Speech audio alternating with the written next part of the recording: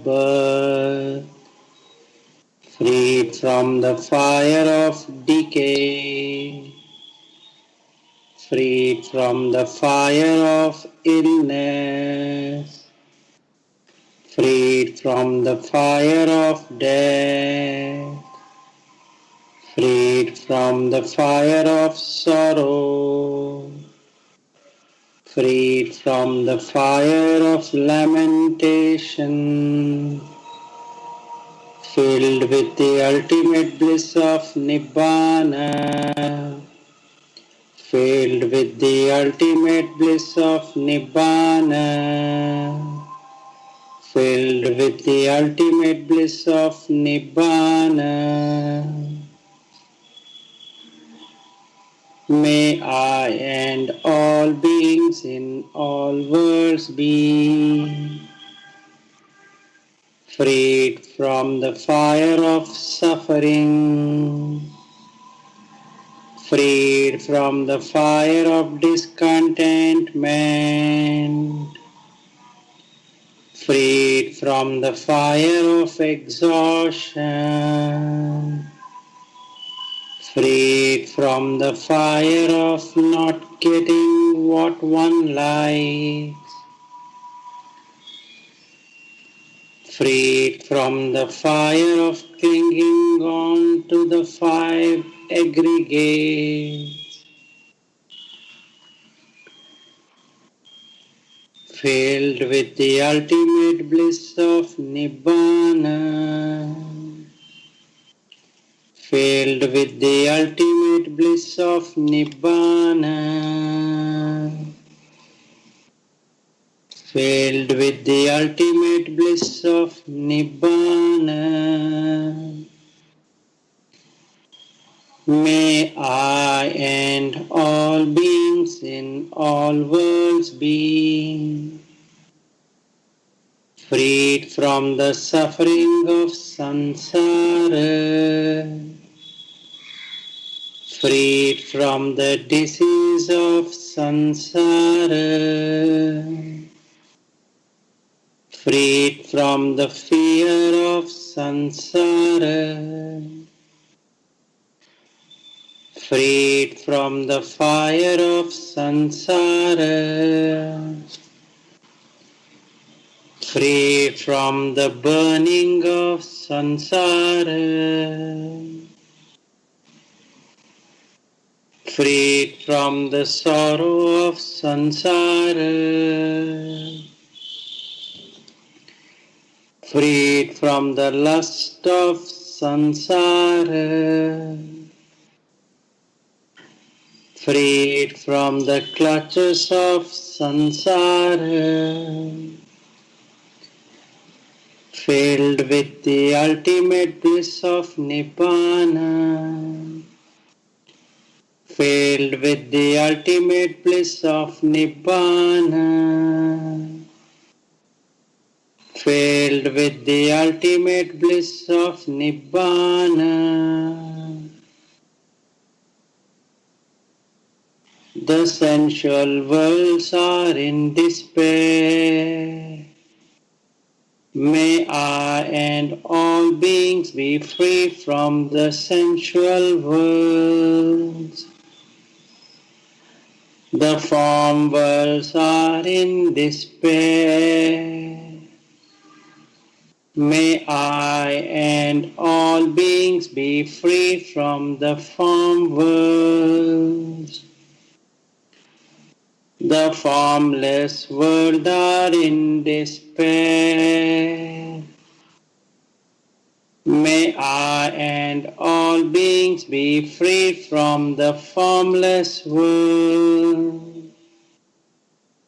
All worlds are in despair. May I and all beings be free from all worlds. Nibbana is the only salvation. May all beings attain Nibbana. Letting go is the only salvation. May I and all beings let go. Detachment is the only salvation. May I and all beings be detached.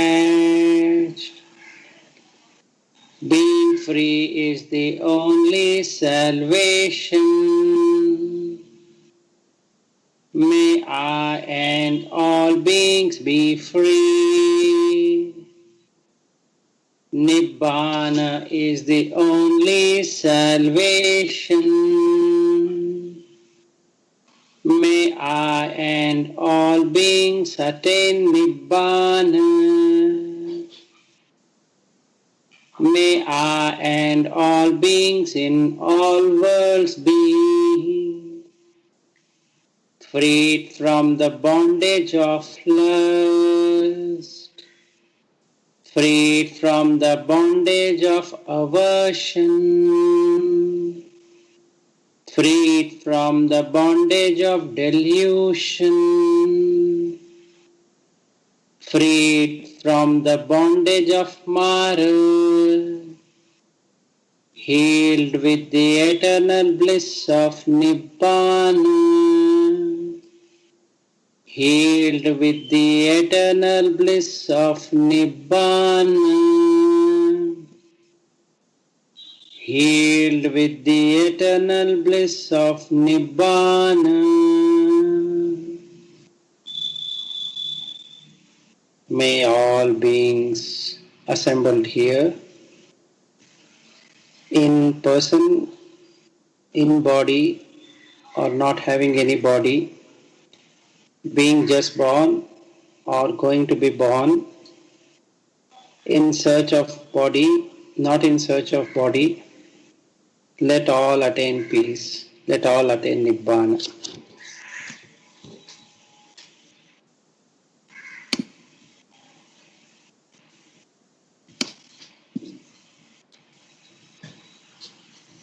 The last few weeks we've been covering topic of Girimananda Sutta, where we started with Anicca, Sanya, followed by Anatta Sanya. Now we are talking of Asubha Sanya.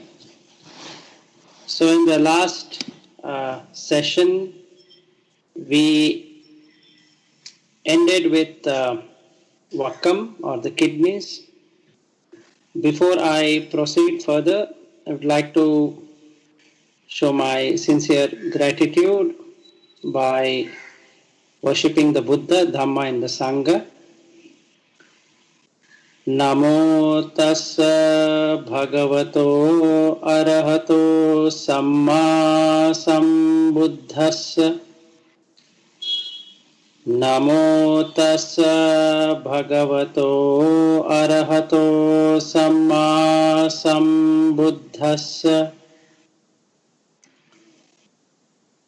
Namo tassa bhagavato arahato samma sambuddhassa.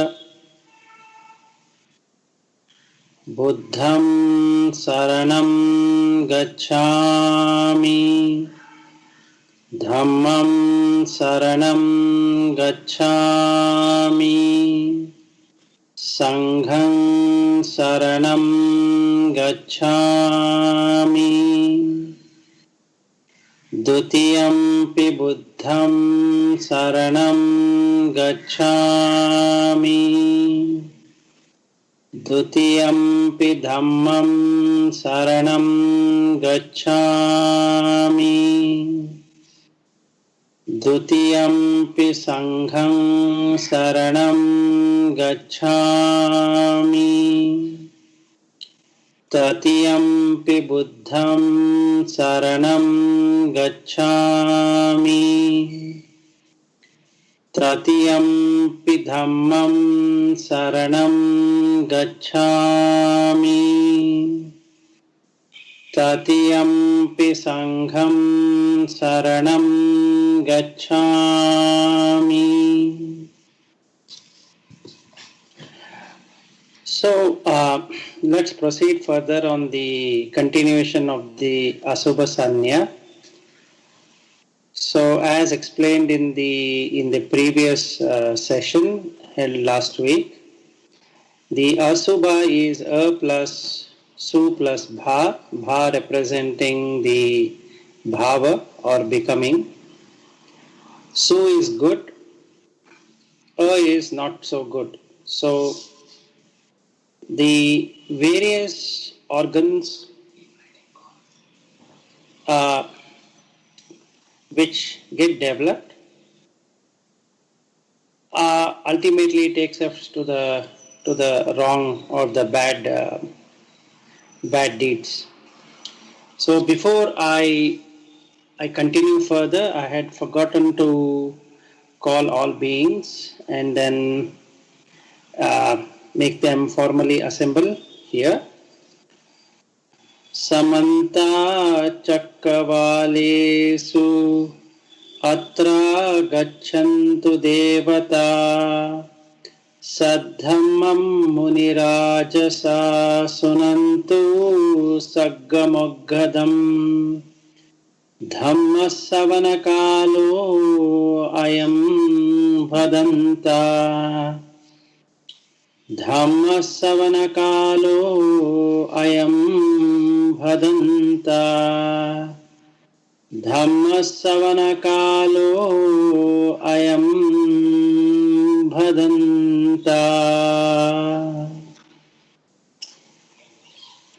With this small invocation to all beings, the beings which are not there with us, as our fathers or mothers or uncles or aunts or any relation or anyone who just been there in search of the destiny, in search of their path, would benefit from this desana or from this sermon.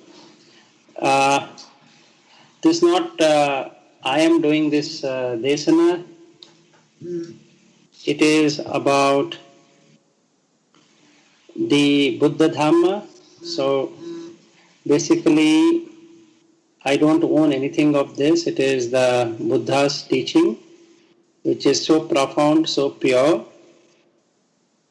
Listening to this, the beings in whichever form they are in, and we've been on this sansara for a very long time, so most of the people who are departed would be one or the other way related to us, to all of us. And as our time comes, we also depart, and that means that we also require as much of the teachings as they require. So let us all welcome to this Desana on Asubha Sanya. With that, let them attain Nibbana. So we had ended in the last week with the kidneys of the Vakkam.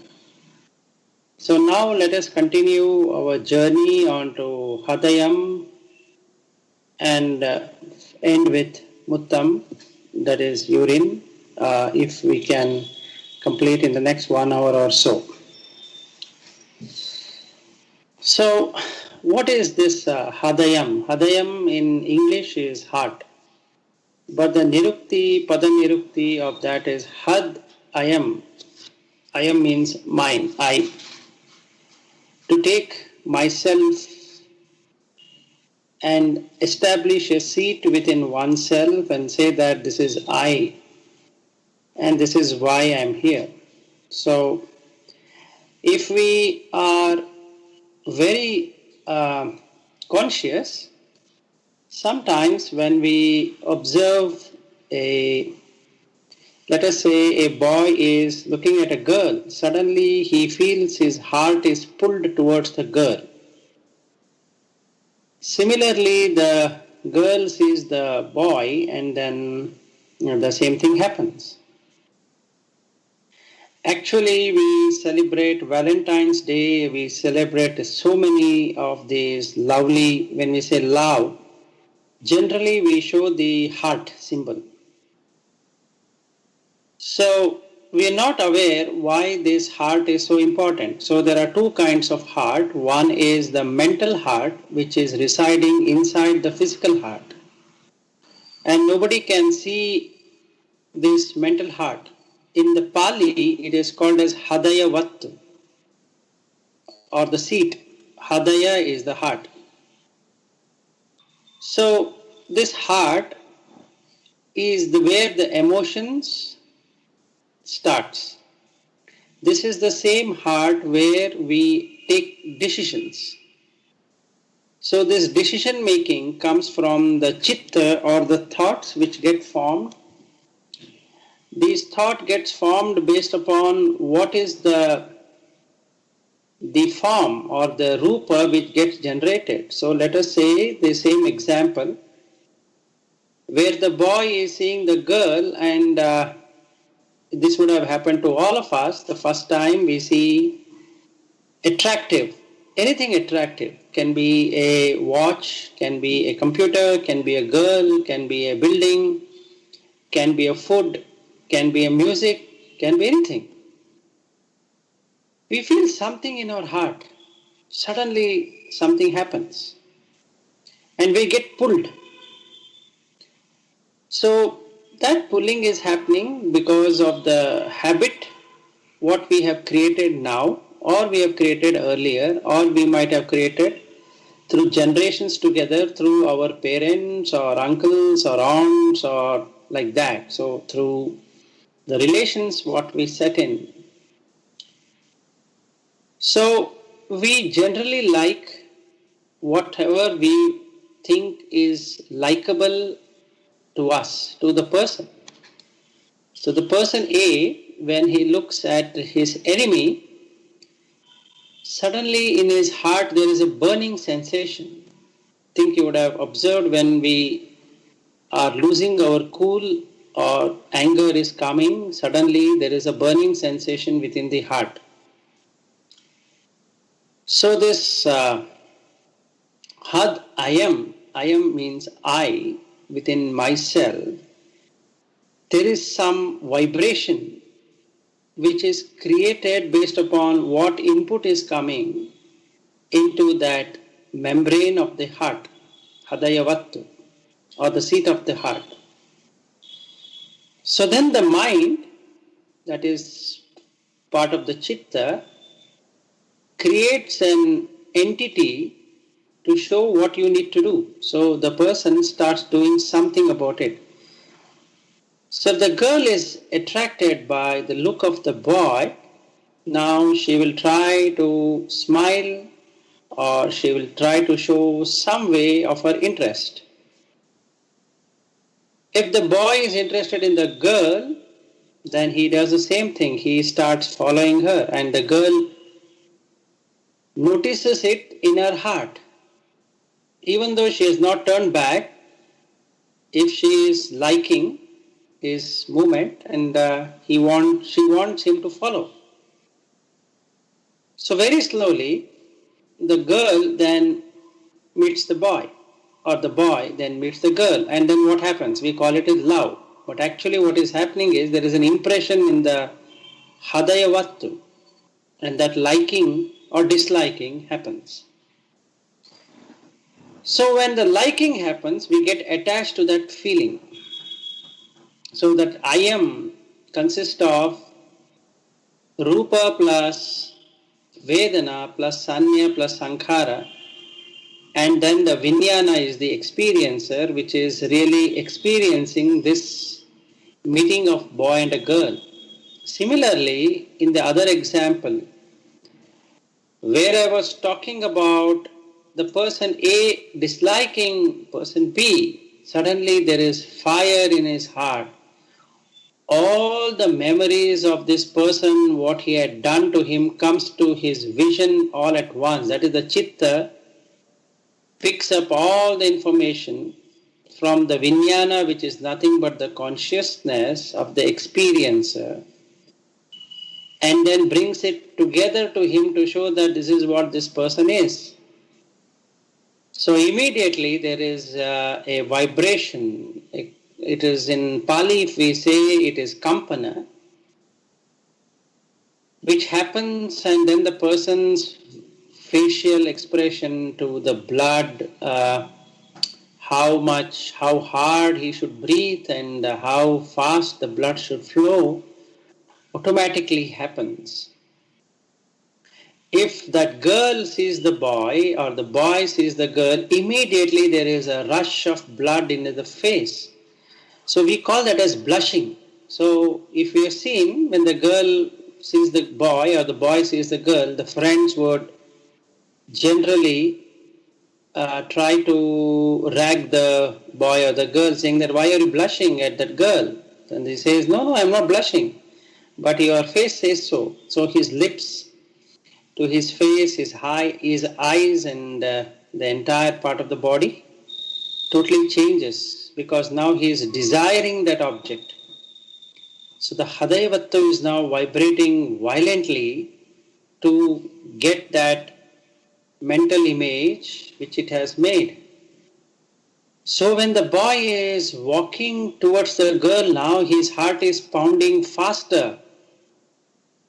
In fact, when he meets the girl and the girl smiles, he doesn't know what to speak, because now he is totally lost in her.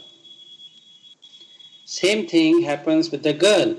She just smiles, her eyelids opens up, or it might dilate a little bit, and her whole body is trembling. Why it is trembling? Because the Hadayavattu is trembling.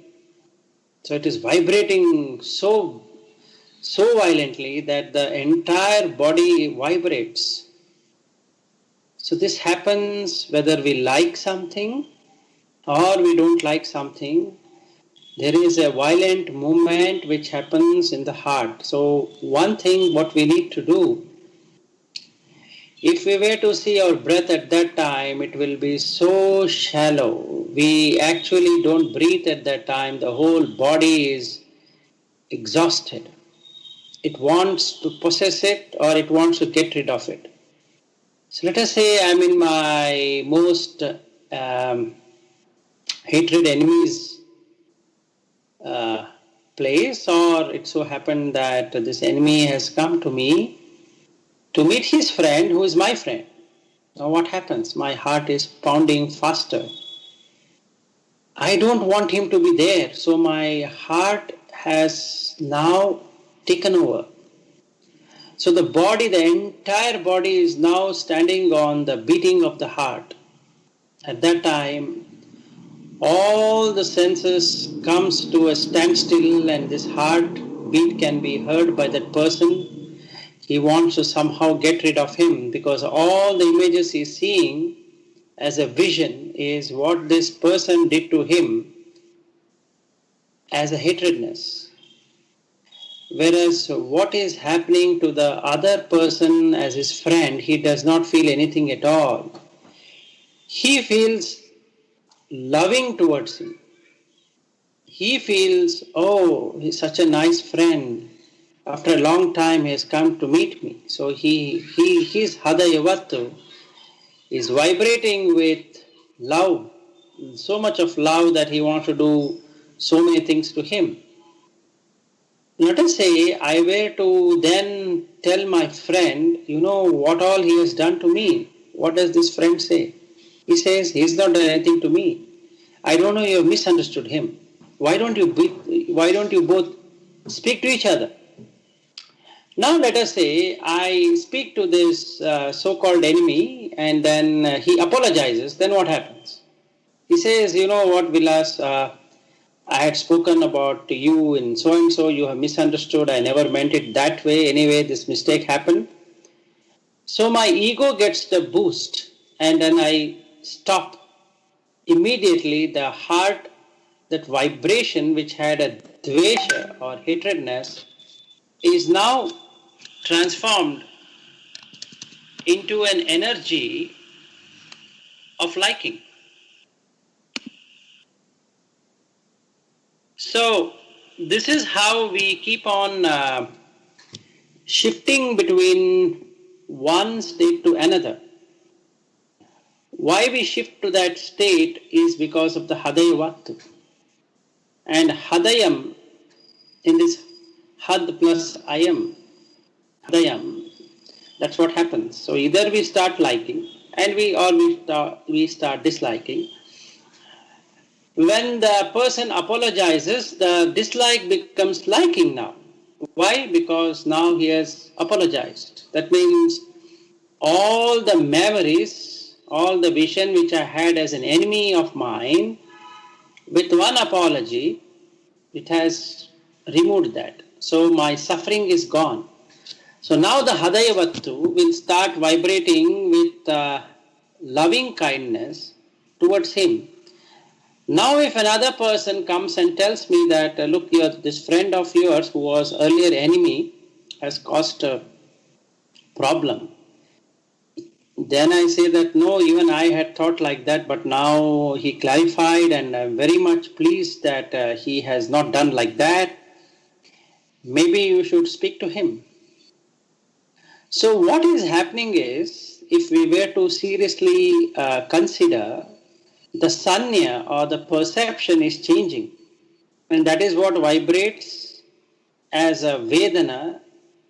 Before the vedana coming into picture, there is kampana. One minute.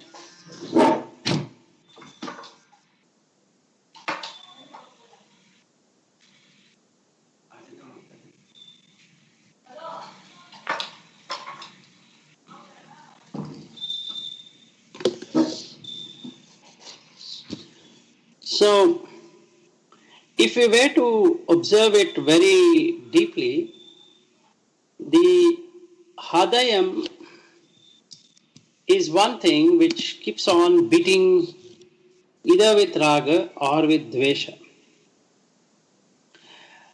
So, we would like to keep these qualities with us because we love them the most because of our habit pattern. So it keeps on changing between liking and disliking. So the same girl now changes her way of living, and this boy all along was loving, now starts hating her. Let us say this girl has another boyfriend which she has not informed him. Then what happens? Did he really like her? Only his heart had a beating, because it said that this girl is for you. So there was a kampana or a vibration which said that it is for you. But then he found out that this girl has already a boyfriend. What happens?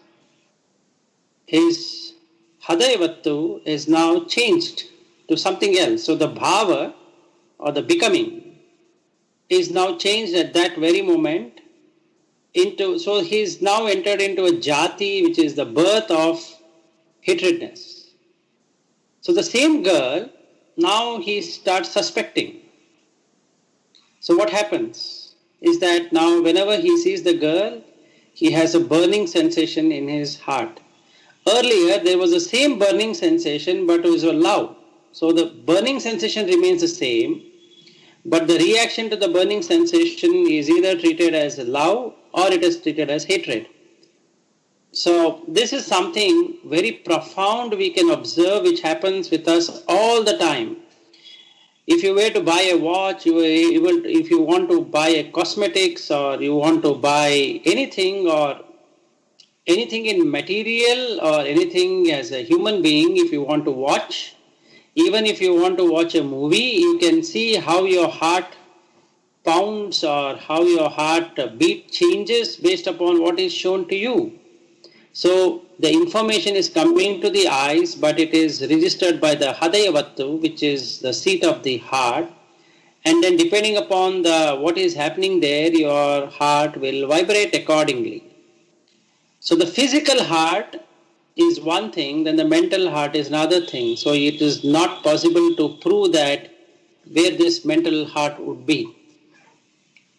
So this is the actual meaning of Hadayam.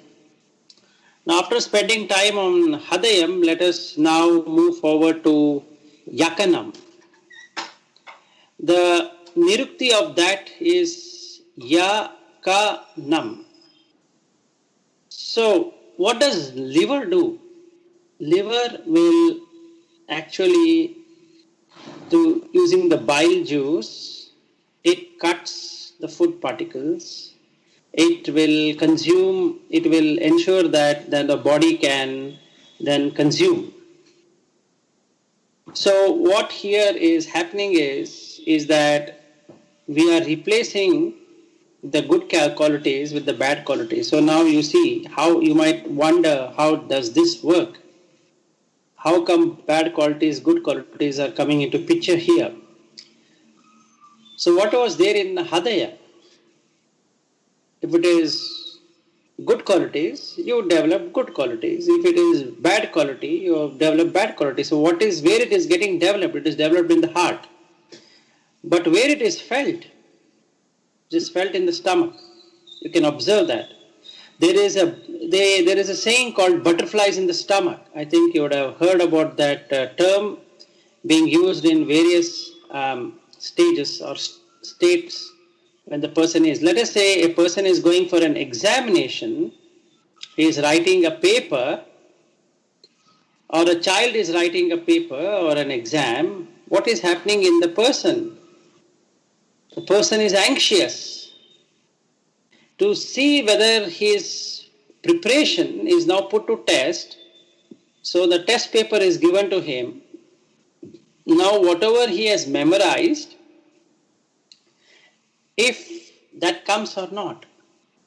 Similarly, when there is results declared, the person has a feeling, a butterfly in the stomach.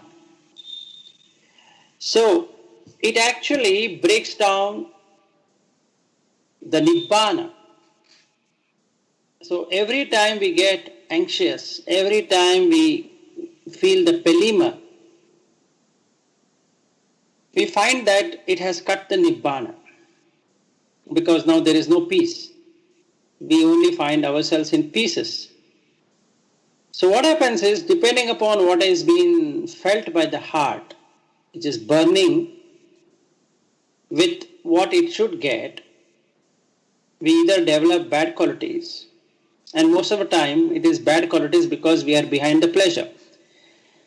The examination result would have given him the pleasure. The girl saying yes to him will give him pleasure. The boy saying yes to him will get him pleasure. And the person whom he did not like, whom I did not like, and then he apologized, gives me pleasure. So what we are seeking is pleasure. But happiness is not pleasure. Happiness is Nibbana, but that is not Nibbana. We are in search of Nibbana, but we get into Bana, that is, we get bound by that, bound by the pleasure. Now we want that pleasure to come again and again.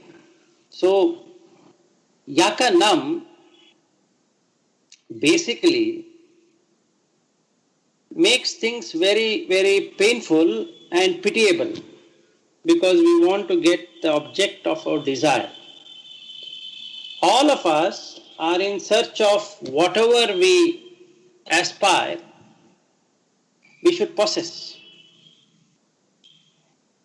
Be it the characteristics of another person, let us say a person, as a friend of mine, is not responding to me. What happens immediately? I will immediately feel that why this person is not taking up my call. So I call him twice. I call him thrice, because I am now anxious. Now that anxiety, that vexation affects the liver. So where is the stress happening? Actually in our body also, if you were to look from a medical perspective, there is a hormone called as cortisol, and that gets released immediately. That is a stress hormone. So the moment we are put under stress, the body releases cortisol. It's a hormone which will help in ensuring that nothing happens to the life. It becomes life and death situation. So we use cortisol frequently, and that is the reason we get into diseases. The body's mechanism is to protect oneself. So when it finds that there is a pressure or there is a stress to possess or to get rid of, which is equivalent to the same thing, the body does something to ensure that that situation is somehow got up. That is, the person should not suffer to that situation. So body has a wonderful mechanism. So it generates more and more cortisol. And that is a stress hormone which immediately removes the stress. But at a cost. It pulls out all the energy, so the person gets tired. So if the girl does not respond to this boy, since he is burning with desire, what happens? When he goes home, he keeps on thinking about that girl. So where is Nibbana there? There is no Nibbana. He is only thinking about her. He is only thinking about her. So he wants to message her. And she is not responding to the message. Now what happens? He wants to call her. Her phone is ringing. She is not picking up the call. Then what happens? He would like to go and meet her. So he takes his vehicle and drives near her home. Twice or thrice or 4 times or as many times unless she sees him. Now she doesn't come out. What happens? He gets into rage. He gets into anger. He wants to say why she's not coming. Then what happens? He shouts. Now she is not coming out. Then what happens? The neighbors come out. They shout at this person, why are you shouting? He says, no, I love this girl and she's not coming out. Hearing to that, the girl's parent or the brothers or whatever, they come out and they abuse this person. Now what does he do? He wants to take revenge. So from love, it turned into lust, and from lust, it has turned into hatredness. So where is Nibbana at that time? He's literally got agitated. So this agitation is the vexation which happens, and that is how this yakanam works. So in the real scenario of the body where this liver takes care of clearing out a lot of things, it is helping in digesting. But what are we digesting? We are digesting bad things and thinking that it will bring in good things. So people get into fatty liver. Reason being that they keep on consuming alcohol, thinking that it is good. After some time, the liver does not respond. So where is Nibbana at that stage? No Nibbana. Because of this attachment, because of this tendency, the person suffers. Now we'll come to kilomakam. So the nirukti of that is kilomaka which means membrane. So if we were to cut open the body, first layer, you will find there are small threads which cover the flesh from any damage. So when the boy sees the girl, what is he covering up? He is covering up his bad qualities. Does he show his bad qualities? When the first time the person applies for an interview, what does he do? He showcases his good qualities, covers up his bad qualities. When the child in the school is been said, you have done very good, so we'll give you first rank, you stand first in the class. Now what happens to that child? It tries to project the good qualities and covers up the bad qualities. So this we keep on doing it all the time. So what we do is we evolve in 2 kinds of life. One life for ourselves and one life for others. While we interact with others, we would have to do as per what the society demands. So we say we are bound by society. So let us say I am a Sri Lankan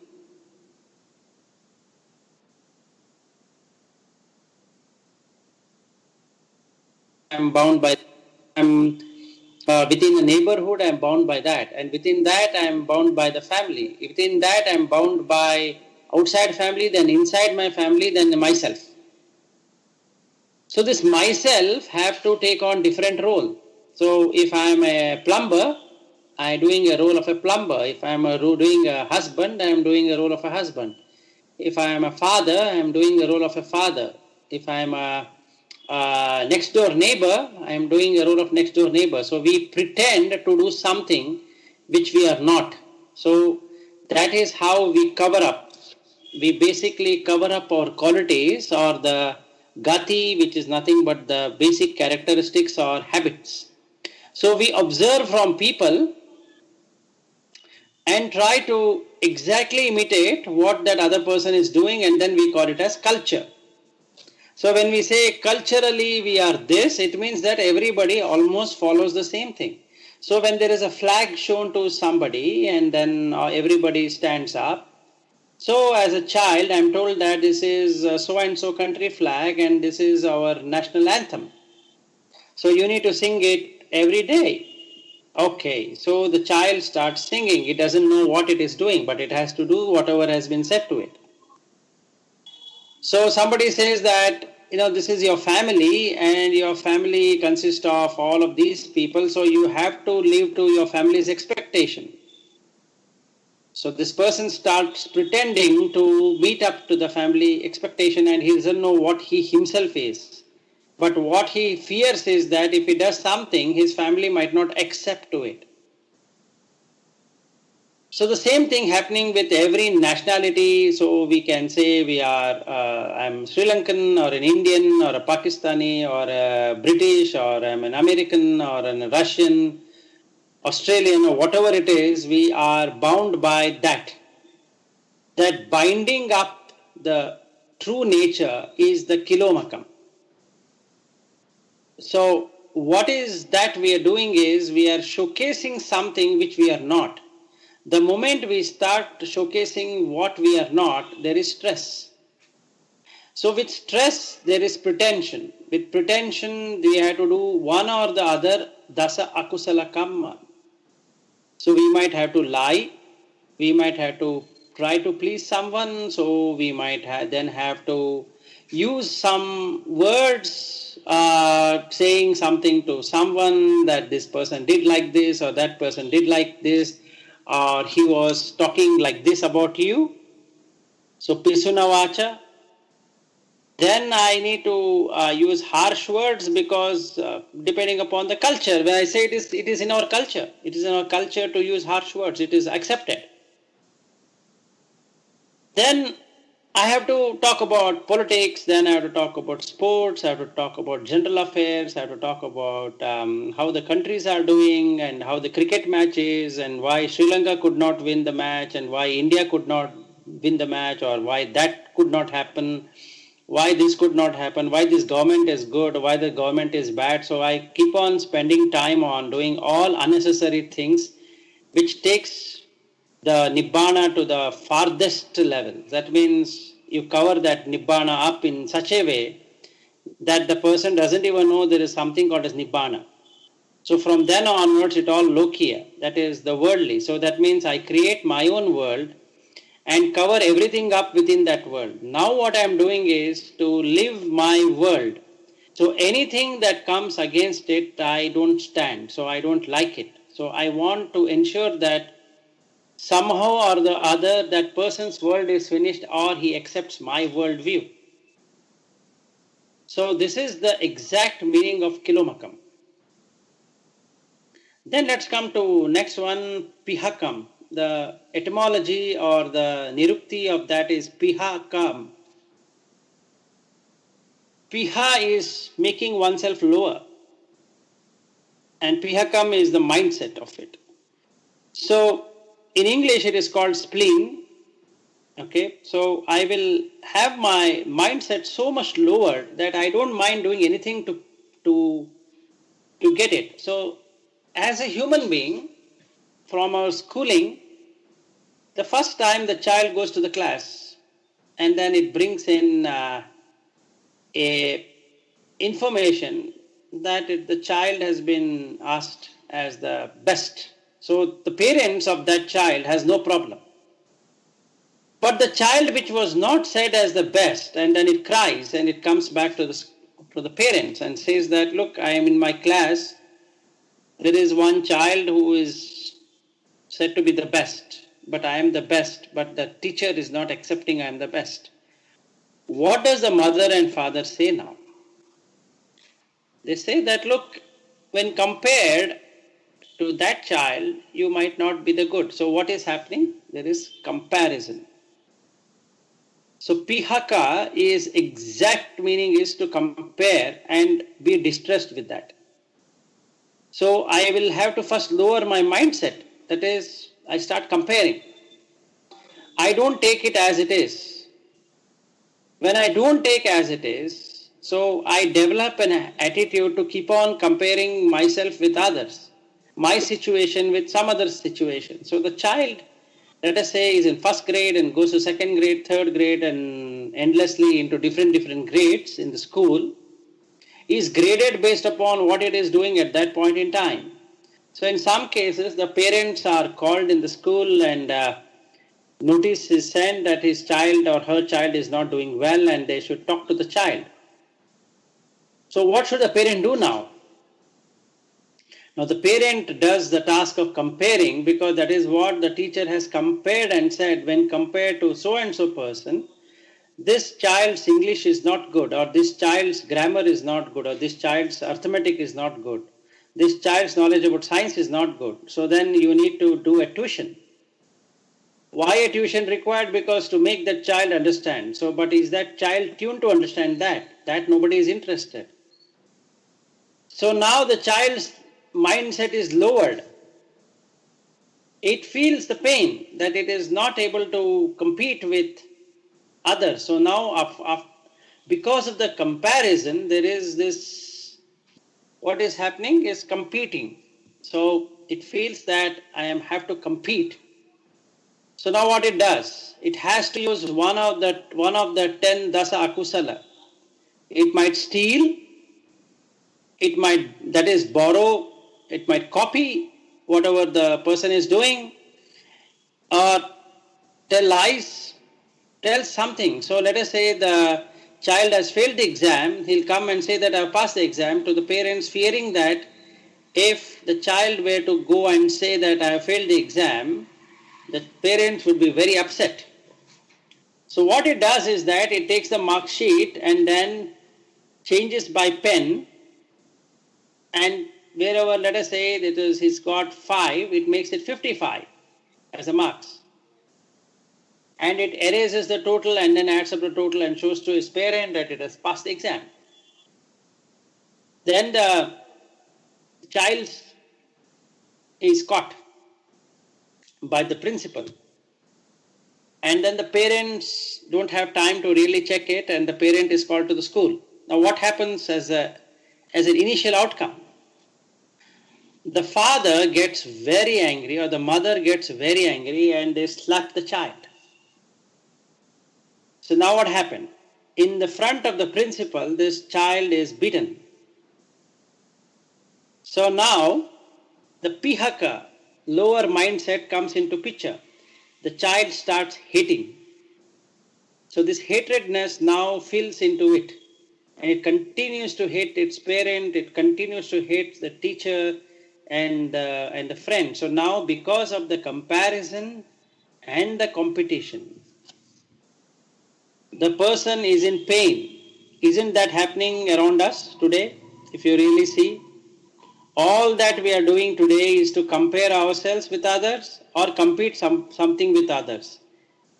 If I am in one job, I'll compare with my friend and say that, oh, when compared to him, I am not earning good salary. Oh, I need to change the job. When compared to one person, I say that, oh, he is able to buy so many items, I am not able to buy so many items, so why don't I buy it from so and so country? I don't mind paying the duty. It's okay, but I want that because he has it. So I compare. Now also find out that with the same knowledge, he is earning so much salary, so why I should not get the same salary or more than what he is earning? So I want to compete with him. So, what did I do? I am now bringing my lower mindset and I dwell in the bad qualities and I consider that as good, because now to survive, I bring in the survival into question. I'll say that, yeah, I know there are moral qualities that has to be observed, when we are working, when we are doing all of this. If we were to follow moral qualities, who is going to feed our belly? Who is going to feed our stomach? I have a family. I am a father. I have a wife. I have 2 children, and they're studying. If I don't tell lies, if I don't do all of the things, whatever is required, then how will I earn money? Because now I'm in sales, let us say. I need to give some lies to the customer that this product works beautifully well. This is one of the best product in the market. Have you heard any company which says that they are not the best? Have you heard anything like that? Have you heard any product which does not say it is not the best? If every product is the best, that means every person is the best. Then why you should have an examination in the first place? If everything is good, then who is bad? There is nobody bad then, right? So that means either the way we are grading is not right, or the way we are understanding is not right. Whatever that can be, but ultimate aim is that I want to be the best. So in the quest of being the best, what I need to do is I need to do either one of the dasa akusala kamma. So I tell my friend saying that, yeah, I know I should not be doing this, but what to do? I have to do it. So to please the customer, I need to go and drink. Otherwise, he's not going to sign the paper. Without the contract, my company doesn't pay me. So I need to engage. I need to engage the customer. So how do I engage the customer? I need to entertain the customer. So now the customer says that take me to this so-and-so bar and let's have drink. And then I say, yeah, why not? So now in the process, I now gone to a bar where there are a lot of different kind of people. So I interact with them, catch some habits which I did not earlier possess, but now I have to do it in order to please the customer. So ultimately, I keep on developing one or the other lower qualities and leaving out the Nibbana forever. So then after that, there's nothing called as Nibbana. So once we come into this state of Pihaka, and then Nibbana is totally closed forever, because it is nowhere seen. In fact, if you really see your spleen, it is nowhere, it's not visible immediately. So even in our case, when we are encountering in this world like this way, we cannot see Nibbana at all. There's nothing called as Nibbana, because we have covered it up so much with dasa akusala kamma that it is impossible to see. So we can talk, because it encourages the bad qualities within us. And the more we develop the bad qualities, the stronger becomes the bad kamma. And the bad kamma creates bad vipaka, which is the fruit of action. So always we get into wrong things in one way or the other. So we will always have bad friendship, bad motives, bad company, or the bad working. So the samma ajiva, which is nothing but right livelihood, is taken away, and then it is becoming wrong livelihood. So why I got into that? Because of my samma kammanta, which is the work, what I am supposed to be doing as a deed, is wrong. So the first and foremost, if we were to see how to attain Nibbana, is to really look at the Four Noble Truths and then follow the Noble Eightfold Path. And I cannot understand this because of this pihaka. At the hadaya, at the hadayam level itself, my emotions are now changed. It has changed to bad qualities. So I keep on appreciating bad qualities, and I keep on procrastination. What is procrastination? Is to moving to the next day. Oh, I know, we need to have very good moral values. In fact, if you see any company, they publish moral qualities. It is called as ethics. If we were all ethical, the company would not have anything called as ethics. But don't we bribe? We all bribe. We bribe something or the other. So either we bribe our wives, we bribe our children, we bribe our father, mother, we bribe anything that we get whatever we want. Isn't that sufficient enough to get into our niraya or the hell realm of existence? Doesn't that really qualify for that? Because we are bribing, because we don't want to put an effort to it, to end it, but we would like to find some solution. So what is the solution? I go to the Buddha statue and say, look, I did this small mistake. This is very small. For you it is no small. So why don't you take it? Why don't you do something for me?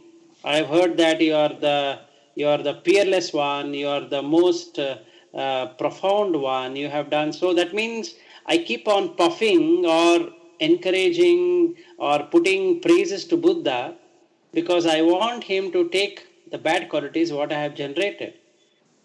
It can be Buddha, it can be any other god or like a Hindu calling so many gods, or a Muslim calling something, or a Christian calling something. And all of us as humans, what we have done is that we have created something which will then take our bad deeds. But we know that we have done bad deeds, but we have done bad deeds not that we wanted to do bad deeds, but the situation is such that we have to do bad deeds.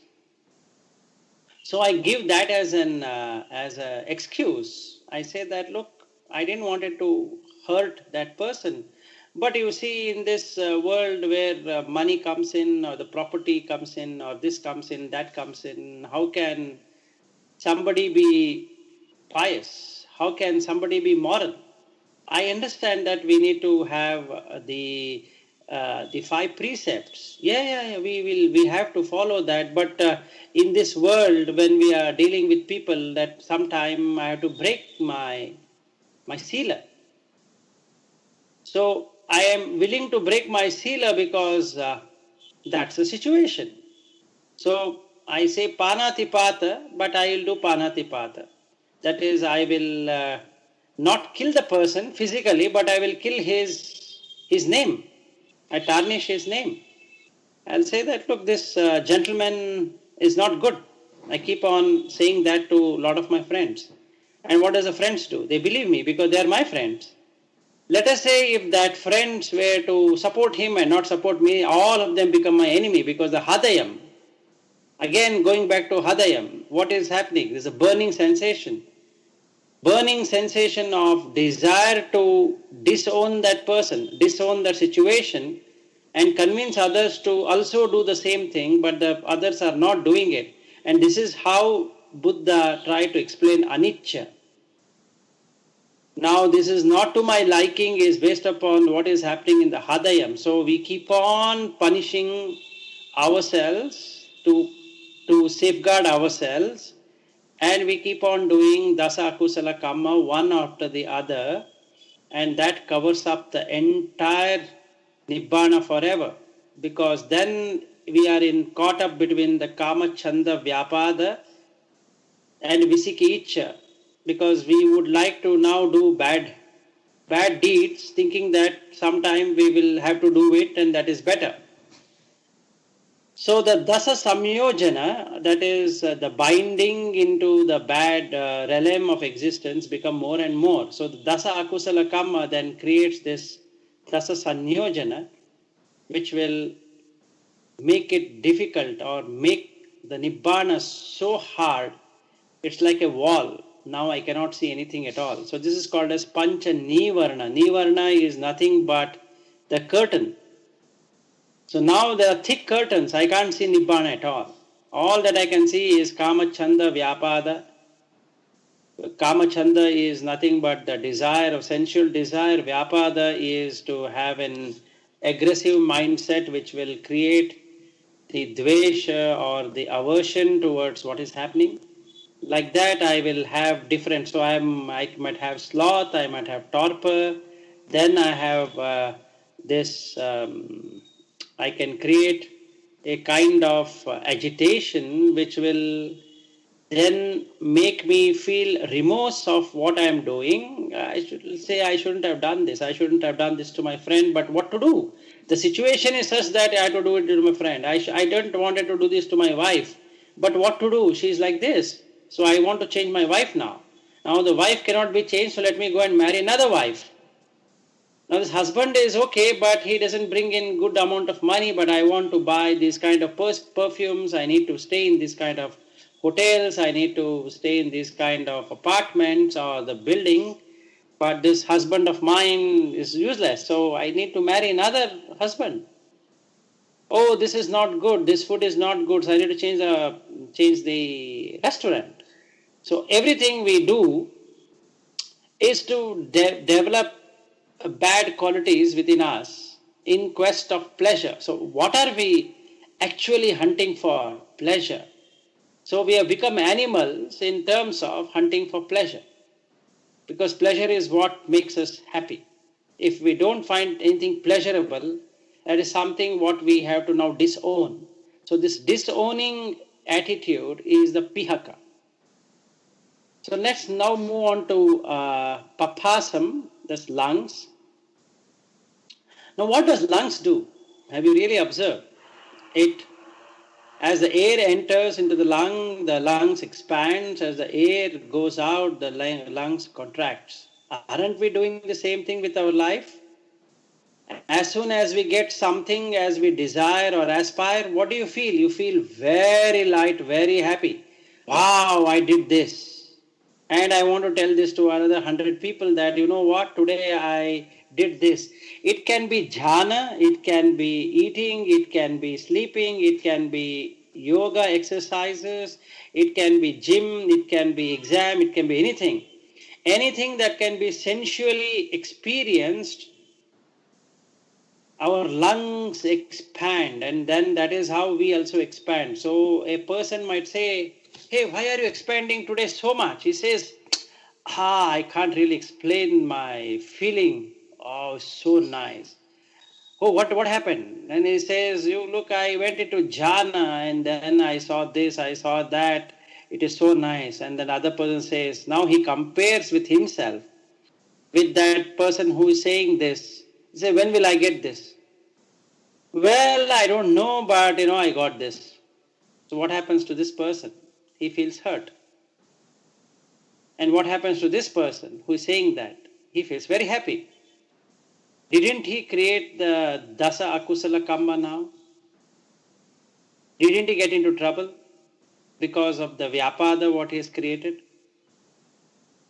So this other friend of mine would like to get into jhana, whereas I am now given jhana such a nice story that this person wants it. Now he finds it painful because he has to take to gain the pleasure, he has to take the pain. So I'll say to him, oh my dear friend, you know what, you have to put a nice perfumed candle. You burn that perfumed candle, make a room dark and put the perfumed candle, put a light soothing music, and then just relax, and then you can see light, you can see this, you can see that, and definitely you do this, it will happen. So let us say this is jhana, and he does it, and he says he sees nothing, and he sleeps away. Then I say to him, yeah, initially you sleep, and then after that you will do it. So what is he doing? He's going behind something which he will never be able to get it. Now that I have sold it so nicely that he wants to get it. So every 2 days, I say that I'll be calling you and you keep on telling me what happened. And then he says, yeah, I did this today, nothing happened. I will try this way tomorrow. Same way, I construct a beautiful big home and then he asks me, how did you construct? So I'll say, look, you know what? I'm doing so and so profession. It is so nice and I'm getting this much money. So then the next question is, to this person inside, what is happening is his hadaya vattu is now burning with desire to possess it. To possess it, what he should do? He will ask his friend, how will I earn so much money? He says it's very simple. See, I'm into sales. There are these herbal medicines, this herbal tonic. So a person who was very fat, by eating this diet food, he became very lean. And a person who was very lean, automatically he turned fat to exact level. Wherever the fat should accumulate, it went and accumulated there. Wherever the fat should not get accumulated, it did not accumulate there. Look at this girl. She looks so hot. She looks so nice. Why? Because she ate this herbal tonic. Look at her hair. It was so thin. Now it is so thick. So this is the thing what generally we have to do to increase our happiness or increase the pleasure. So the lungs can take any amount of air, and that is what makes us feel happy. So there are exercises to make your lungs feel happy. So there are two kinds of lungs. One is a mental lung, what we create. So what all we are talking today is on the mental side, not on the physical. But the physical is the Asubha, because then you can look at it and see what is happening. As the lungs increases and the lungs decreases, all our activity goes like that. So paphasam is papha asam. So we develop the highest form of greed and hatred to possess comforts and aspiration. That is, we want to aspire the most comfortable thing. I see an air conditioner in his home and then I feel, wow. So that's the feeling I want to get. That's the exact feeling. So I eat a sweet and that's the feeling I need to get. So if you were to observe your lungs, your breath goes so soft. And that's exactly what I want. So to get that, I need to possess. This can be done either by hatredness or by greed. So I am going to now attach to this view. So possession and gain is the best thing. Otherwise I am not even considered as a right person. So I can sell products which don't really make any sense, but I need to say that. So especially if we were to look at now the technology field, they come up with new versions. The iPhone has so many versions. A mobile phone or a computer or whatever has so many versions. If you look at a car, you have so many versions of the car. Why do you think they're bringing so many versions of the car? They want to make sure that you don't like what you possess. You need to possess new one which has more features. Once you go to the showroom of the car, what do you feel? When you go and take a cool drink like a Coke or Pepsi or whatever, what's the first once it gets into your mouth? What's the taste? That's what I want. That is papasam. So I don't have any other way to explain how this papasam works, but that is exactly the either I am liking it. So when I like it, I feel that is a pleasure. If I don't like it, then I don't want it. So my lungs capacity decreases. If I like it, my lungs capacity increases. Similarly, I want to possess more and more and more and more. So that is the greed. So I keep on buying something or the other in the pretext that this is required for tomorrow. I wouldn't have bought it, but now you know what to do. So there is something called as investment. So there is insurance for life, there is insurance for anything, but what really are we insuring? We're insuring money, that's all. Can you get the life back? So today it so happened that I had gone to one shopping mall to buy some essential commodities. There was one girl who was pleading with me and my family to sign in for this credit card. You know what she says? Lifetime it is free. So I asked her a question, is my life going to be there forever? If you say lifetime, what is this lifetime? The card will remain, but I will not remain. She had no answer. And if I could look at her lung capacity at the time would have come down, because she wanted to sell She did everything in the sun to tell me why I should be buying this card. So what is she doing? She's selling features which really doesn't make any sense. But if I am more into greed, then I'm going to look at my credit card, what I have, and I'm going to instantly compare and tell her, look, this card of mine has so and so features. Do you have all these features in your card? And then she gives me a brochure, and that brochure will have all the features. Now I'm interested in that. So what I'm doing, I'm now into greed. So once I see that this card has more features than the other card, what I'm going to do? I'm going to go and sign in for that. Once I sign in, what do I get? So nice. That's what I wanted. Next we come to Antam. Anta is ending. Antam is to end. What do I end? Not the dasa kusala kamma. What I am trying to end is the Nibbana once and for all. There's no need for that. So the digestive tract, in English, Antam is a digestive tract. So everything gets digested. The nutrients are removed and the waste is now ready. Okay? Now I will make the desires as the end result. What to desire? To possess. All that comes in my mind, I want to possess. I want to be the owner of that. So I can never be an owner until unless I get it. So with desires as the end result, I will work towards achieving it more and more. Oh, I'm getting it, so I should get more and more. So I have one home, now I buy another home because I feel in the end, sometime later I would require this home. So then I see a penthouse, I would like to go and buy that, and then I see an empty site and then with a lot of garden and other things. So then I want to possess that.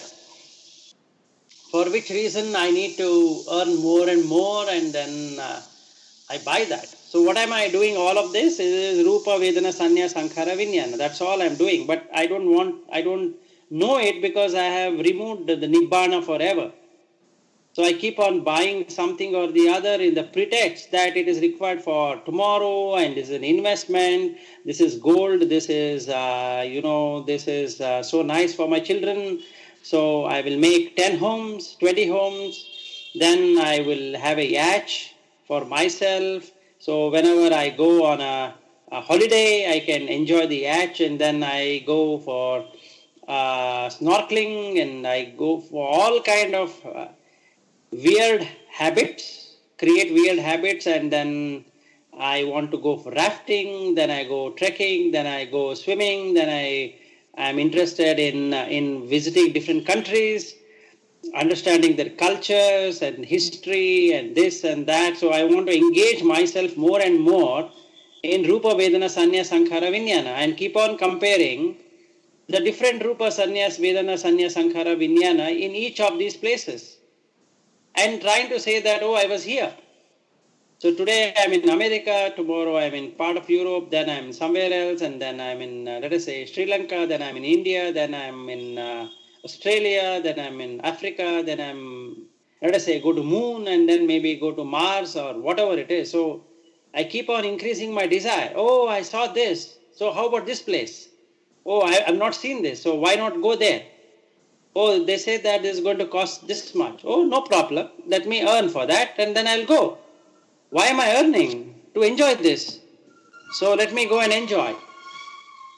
So this enjoyment madness now becomes my main motto.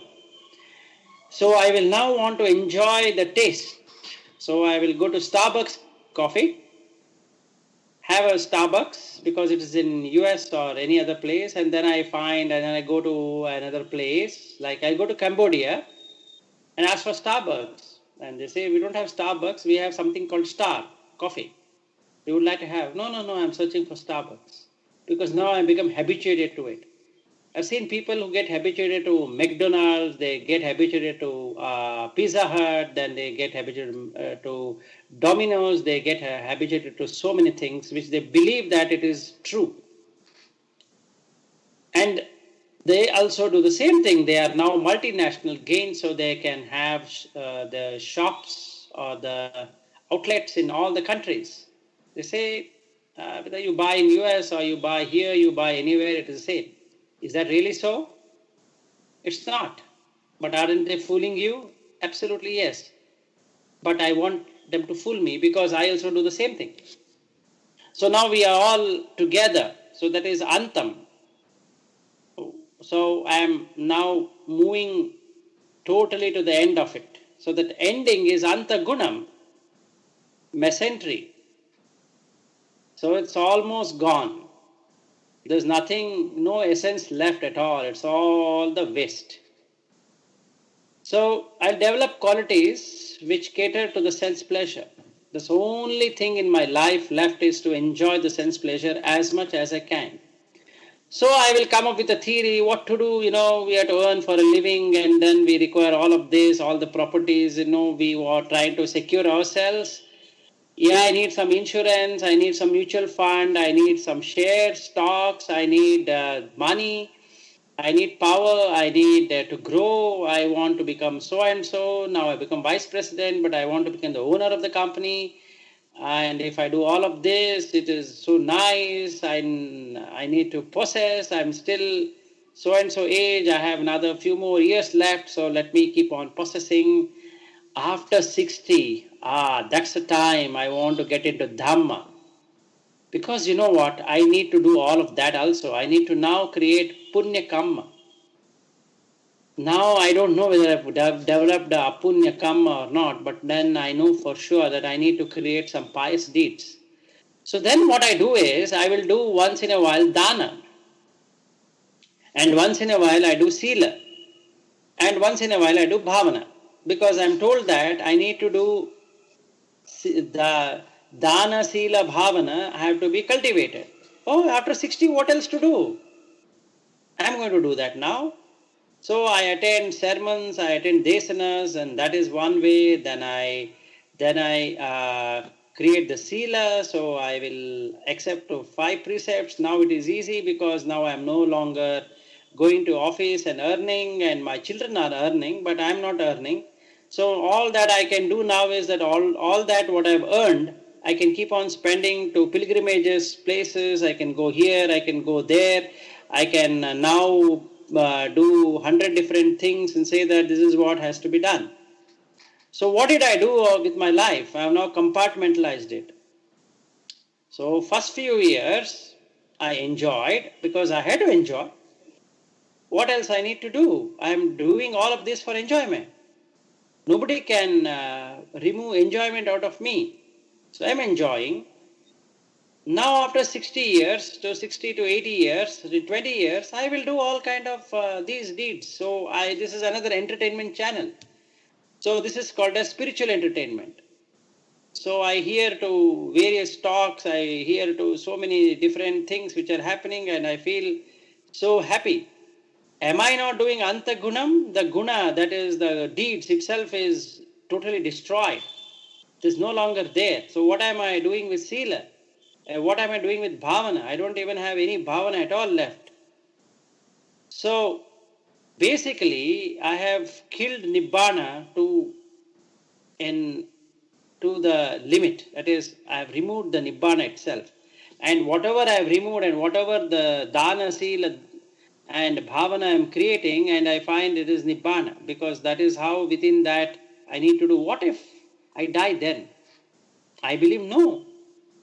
I know that I'm doing dana, sila and bhavana, so I cannot be dying. So I have a lot of years left.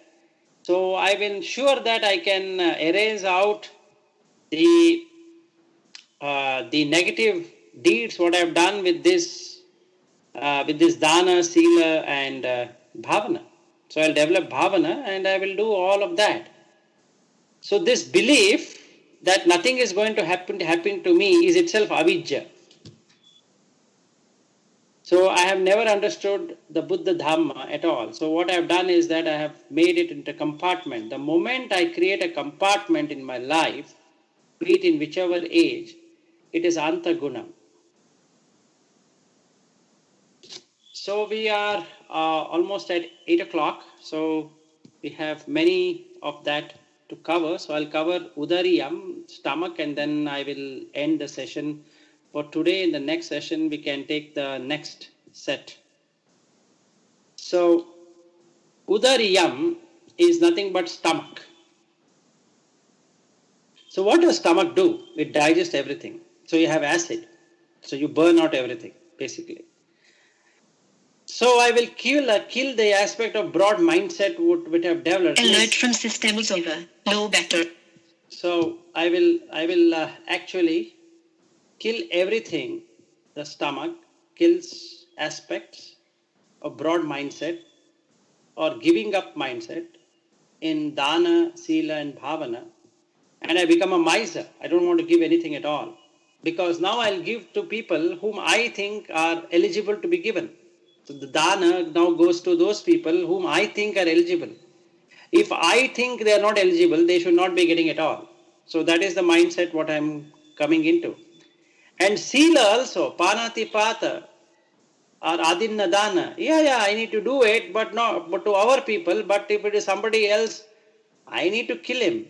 He's a useless person, or he doesn't deserve to have this, so let me steal it from him. It doesn't matter. With my friends, with my relatives, if somebody picks it up, I don't like it, but he's an enemy. I have legitimate right to remove it from him. So I don't mind doing any one of this. So instead of giving up, that is becoming disenchanted or disattached or non-attached, I get myself so much attached that I cannot let go of my views. I will hold it so tightly that it gets digested within me that this is what it should be. So I create a miser mindset where one works for one's own enjoyment of the senses. So now what has happened is that from Hadayam onwards till Udariyam, the Nibbana aspect is gone, almost gone, or rather there's no trace of it. It's so difficult to get it back that there's something called as Nibbana. Nibbana not in the sense of theory, Nibbana in terms of practice, Nibbana in terms of experience, that is removed totally. So now we need to think whether we want to be in this kind of life forever. Isn't it time that we open up our eyes, that is the Dhamma eye, to see what really is happening? Aren't we increasing our lifespans to different kind of lives as a human or as an animal or as a preta or as a niraya? Or doing good deeds also into God's realm of existence, a Brahma, and again coming back without knowing what we were supposed to achieve? Isn't it time to reflect upon this and see what we should be actually doing? And this is the question I would like to ask everyone here, that why don't we really see the things as they really are and get back to Nibbana at the earliest? Without Nibbana, it is like running behind something which you don't know why you are running behind. It's like a person who has taken a ticket and he sat in the compartment. He doesn't know where it is going because his ticket doesn't read where it is going. And as and when a destination comes, somebody comes and then throws him out of the train. And the other people in the train, they cry. This person is gone. So what they put is his photograph. And they also keep on going and they don't know why they came. So this person who was thrown from that train catches another train. It depends on what bhava he has. If he still has the same ticket, same kind of ticket, he takes another train which is a human train. If he has a different ticket, he'll take an animal train. Isn't it so bad that we have brought ourselves to this kind of disgrace? Isn't it time that we reflect upon and see what we should be doing? So that's a question to all of us. That includes me as a me, because there is, as long as this self-view exists, as long as I feel that I am doing it, there is no Nibbana. And that's the essence of the Buddha Dhamma, especially the Girimananda Sutta. If somebody were to understand it perfectly, gets into arhat state immediately, because he or she knows that what he and she is just an entity created in the mind. There's no he or she in real sense. So with that, I will open it for any questions anybody has, and then we can take it forward.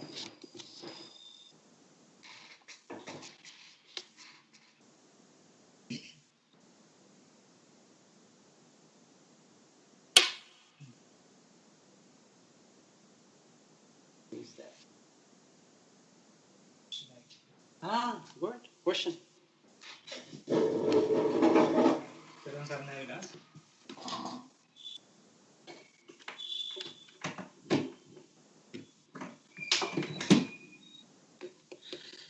Tervan Sanna. So let me thank you for giving us such a meaningful and wonderful Desana. Because really, he's actually in the last week also, here also, I feel that's a very deep insight. So I want to know that here actually I understood and I perceived that how the 32 parts are being created in the Karjakaya, in the human or the animal. So Vilas, I want to know that how do we perceive, or how do we contemplate this, and when we do in a karmasthana, when we are in a meditation, how do we practice this? By listening is okay. How can we memorize this? We start from 1 to 32, and can I have an answer for that? Yeah, very nice question, Lasanta. Is that what we are seeing is that we can see what is happening in our body. That's the best way to look at it. Let us say we covered on Danta, the Dve Anta, or Danta, the Anta. So what is this is that we take two extreme views. Either we go behind the karma, or we'll do something which will literally put effort in a different direction. So when I look at the teeth, I can feel through my tongue and make it and see that rough. So then I can contemplate on that the anta. How did teeth come into existence? What does the teeth do? It cuts the food. Am I not cutting Nibbana also in the same way? By going behind the sensual pleasures, I am wanting to buy something. If I am just doing it as a vipaka, or as the fruit of action, there is no abhisankara. But if I want to possess a particular thing, it is dve anta. Because now what I'm doing is that I'm wanting to have the thing to my satisfaction. So when I'm eating something, I'm eating not only the physical food, I'm also having mental food. So we can observe either one of these part of the body. It can be ma ansa, mamsa. So we can see how we are removing the essence. What is there? How does a vegetarian person, if we were to observe, how is it converting into flesh? The vegetable doesn't have any flesh. But after the vegetable is taken, it converts itself into flesh. We can really contemplate on that.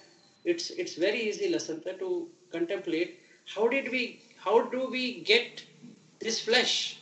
So let us say, what's the difference between a dog flesh and a pig flesh, or a cow flesh and a human flesh? Flesh is a flesh.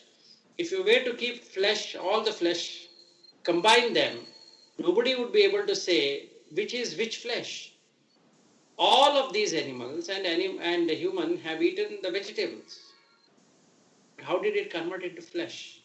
So the essence has been removed. That's the ma, is to cut.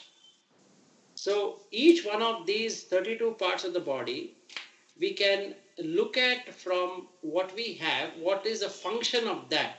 So if you were to Google it, Lasanta, let us say if you were to Google it on lungs, instead of giving papasam, you can give it lungs, and you can see what the lungs do. it will expand, it will contract based upon the air. So when you get something, isn't it like you feel, I achieved it? It's exactly what you're doing. So you can contemplate. So when you might have achieved, but somebody feels that there is no achievement at all. So his perception, his sanya is something different. Your sanya is completely different. For you, what you possessed is feeling. But for him, that's not the feeling at all. So we can observe it. And at that time, physically also, our lungs would have expanded. When we possess something, you will have your lungs expanded. You will feel that. You feel very light in your body. So that is exactly what is happening. Depending upon what we are seeing,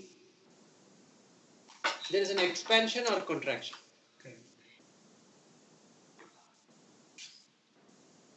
In the meditation, we can contemplate these 32 parts this way. That is what I mean.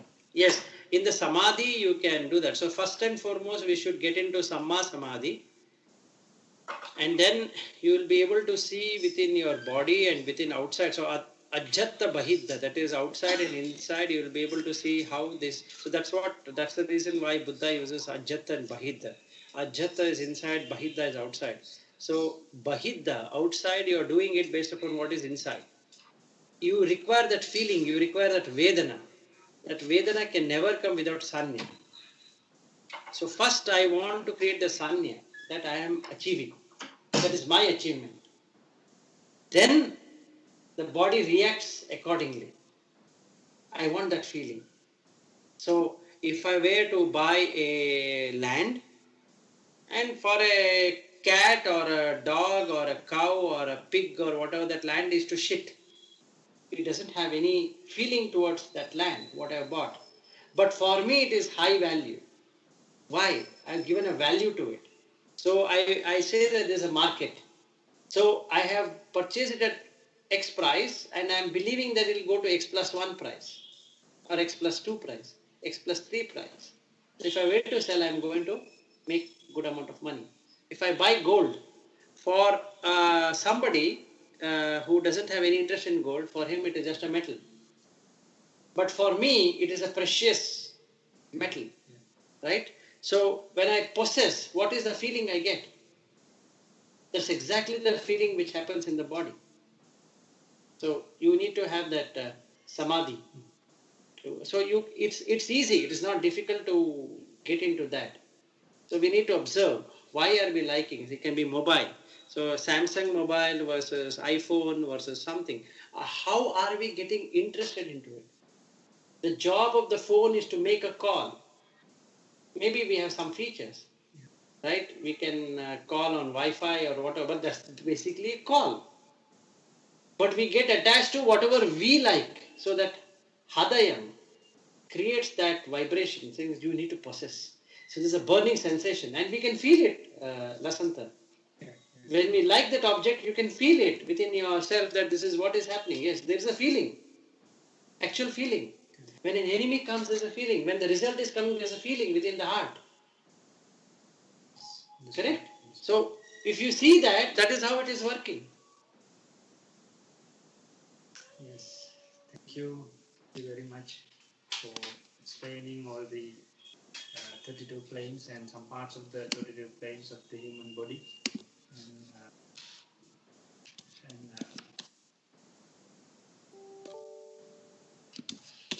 Ask no one any questions. Niwan Mahatya තෙරුවන් සරණයි.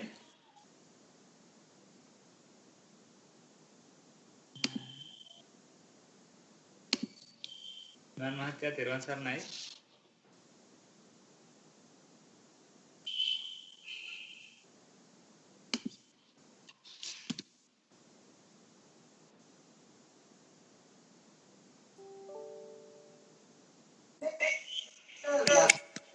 Tuan Sarnai ini lasan temat ya? නිවන් මහත්තයා මේ ඉලාස් මහත්තයාත් එක්ක මම මේ දවස්වල මේ දඹදිව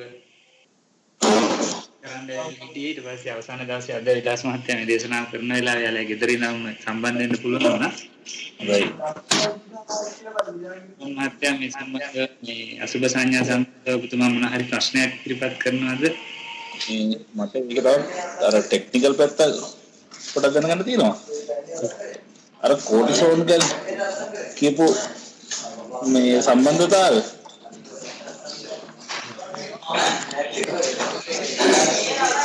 ඒක ලලිත් මහත්මයා මේ කවුද දසන්ත මහත්තයා මේ වෙනම මම විලාස් මහත්තයා ඔබතුමා එක සම්බන්ධව මම ඒක වෙනම විසඳන්න මොකද මේ එතන මට තව ටිකක් දැනගන්න ටිකක් තුනා ටිකක් ඩීප්ලි හොඳයි මේ දසන්ත මහත්තයා අනිත් එක දැන් අතරම අපි මාර්ගය වඩන්න නිවන් දකින්න අවශ්‍යයි. ඒ නිවන කියන්නේ ලෝකාරට යනවා කියන්නේ ලෝකාරය නිවන කියන්නේ පනවල තියෙන්නේ. ඒක මේ ලෝකේ දෙයක් මේ ලෝකේ ලෝක සත්‍යයට ආස්වාදයක් තියෙන සත්‍ය ජනපස අසුරු කරන්න වෙන්නේ. අන්න ඕක ගැන අපි විලාවක මේ සාකච්ඡාවක් කරපු ලස්සනට සම්බන්ධ කරගෙන හොයයි කියලා එතන කරනවා. මේ නුවන් මහත්තයා අපි දැන් විලාස් මහත්තයා දෙසැම්බර් 18 වෙනිදා සෝබිස්වානාසේ මේ මුණ ගැහෙන්න වෙලාවක් වෙන් කරගත්තු උන්වහන්සේට කතා කරලා මම හිතන්නේ නුවන් මහත්තයාටත්